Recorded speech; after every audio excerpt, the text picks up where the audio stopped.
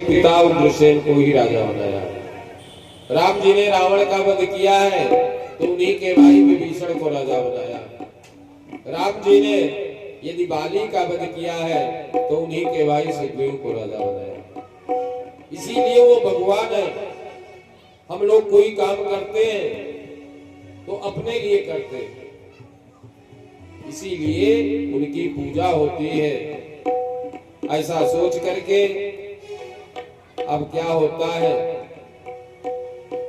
कि भगवान पढ़ने की अवस्था हो जाती है, क्योंकि जानते हो प्रथमेन अर्जिता विद्या द्वितीयेन अर्जितं धनम तृतीयेन अर्जितं पुण्यम चतुर्थे किम करिष्यते। जिसने 25 साल तक पढ़ा नहीं वो बाद में पढ़ नहीं पाएगा, बुद्धि कुंद हो जाती है। 25 साल पढ़ने की अवस्था है, 50 साल तक धन कमाना चाहिए, 75 साल तक तीर्थ यात्रा कर लेना चाहिए, भगवान भजन कर लेना चाहिए।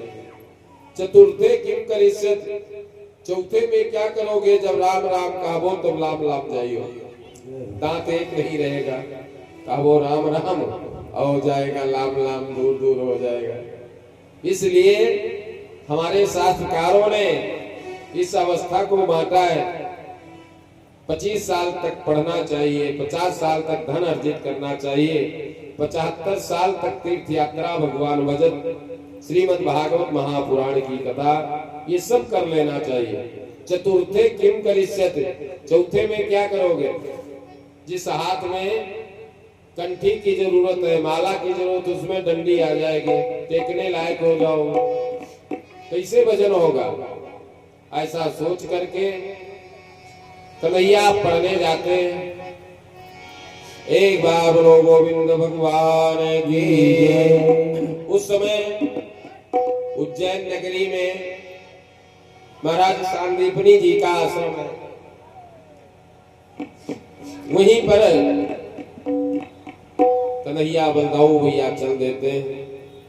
जाते जाते जंगल में चौराहा आ जाता है। अब उस चौराहे पर कन्हैया ने सोचा मैं किधर जाऊं, इधर जाऊं, इधर जाऊं। इतने में श्री सुदामा जी आ जाते हैं लकड़ी लेने के लिए। कहा भैया एक बात बताओ, हमको सांदीपनी जी के आश्रम पर जाना है।